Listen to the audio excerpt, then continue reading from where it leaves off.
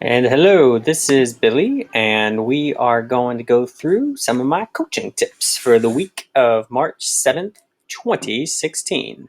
As always, my contact info is down here in case you ever want to reach me.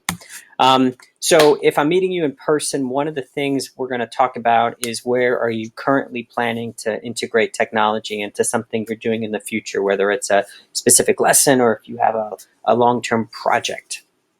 I want to talk a little bit about the SAMR model. It's something I've mentioned before, and we're going to talk about, just review some of those different aspects of it and how you see yourself using it in your classroom with your students.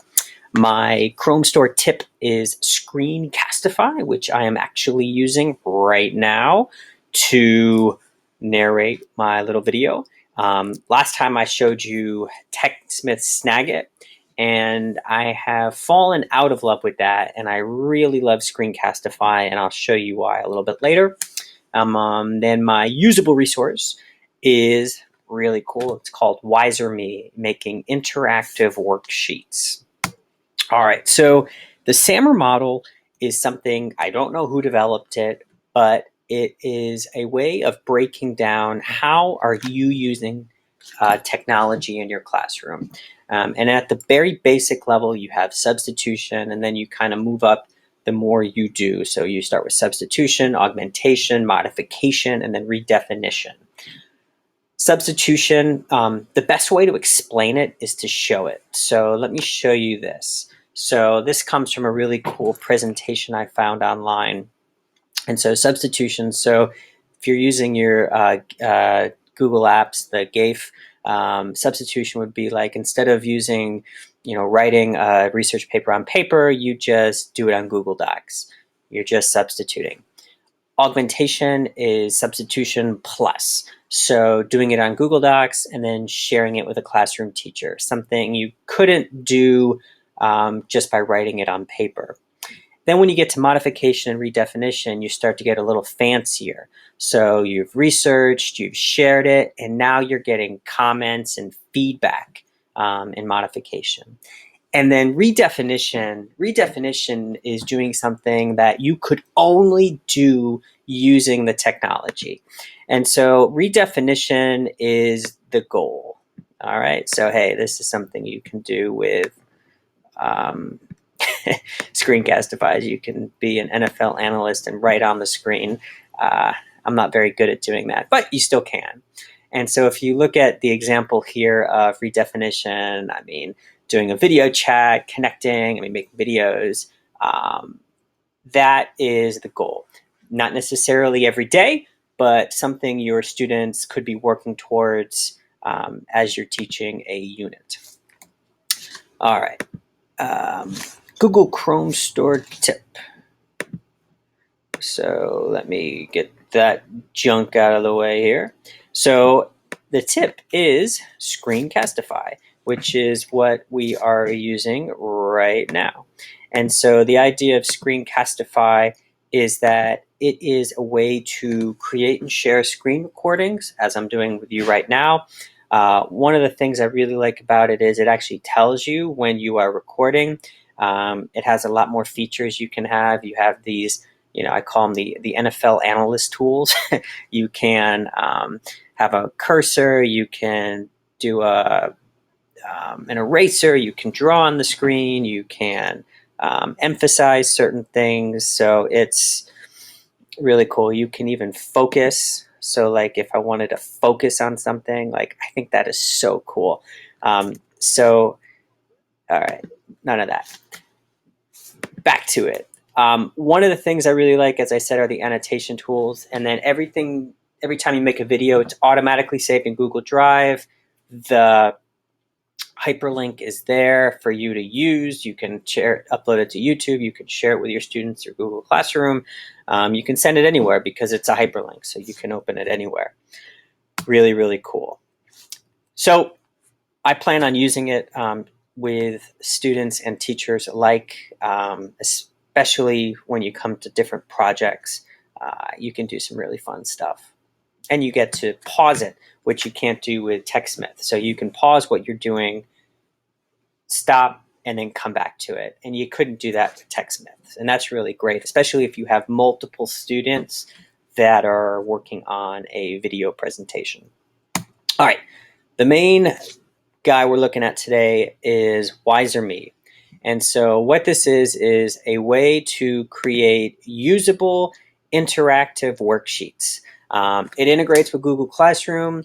You can do some really creative things with having students label images. You can have them do readings and questions. You can have video and have them answer questions about the video, all within the same page. Not only can you do written and multiple choice questions, but you can do matching, you can do fill in the blank. And I really like this ability to document labels. You could have like a map, and you could have little dots and tell the students you have to label where every country is, or label the parts of the body or something like that. I'm going to show you how I've used it. One of the things I'm not a big fan of with WiserMe is I don't like the writing answers. It doesn't give you a really good place to give feedback for writing, just general. You can heart something, you can give feedback all the way at the end for the whole assignment. I wish it gave you the ability to give feedback, written feedback for different parts. Maybe that's something they will add in the future. All right. So let me show you one of the things I created. So this is from a health and PE class I've been helping a couple teachers with. So she had this image here of the different muscle groups, and you'll notice these little dots, okay? So when the student sees this online, they click on the dot and they type in the name. And I gave them a this is something I just copied and pasted from a Word document. This is a chart showing the different, it's like a word bank, so to speak, so they could see the spelling, and they could actually just copy the word and paste it without typing it. But you can tell your students that if you want. So this is image labeling. You can upload any image. You can put these little dots here. You fill in the blanks for what the key is, what the correct answers are, and then the students can go in and you can do a little check for understanding, which is kind of cool. The next example I have for you is here. So this is part of another one I was doing with health and PE. So I wanted to show you how I inserted part of a text from a reading, and then you can insert multiple choice questions, which is really cool. So if I click on this, let's take a look at it. So this is the student view, I believe. And so you have the reading here. You have the questions.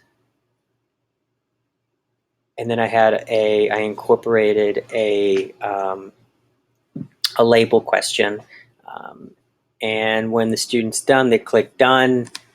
They can get feedback instantly, or you can give they can find out the answer right away, or you can do that later. It's an option you have. I'm not going to get into showing you exactly how it works. I just want to show you that this is an option, and if this is something that you would like to do, highly recommend you check out their tutorial videos. So this video right here is just a quick introduction of the basics of how to do it. And then this one I think is really important too. It shows you not only how to assign a WiserMe, but how to assess it and how the students can go back and see how they did. So I hope you are able to use these resources. And once again, if you ever have any questions, you can contact me on Twitter or email. And check out my little blog where I talk more about these products and more in more detail. That's it for this week of Coaching Tips with Billy, and I will talk to you soon. Adios.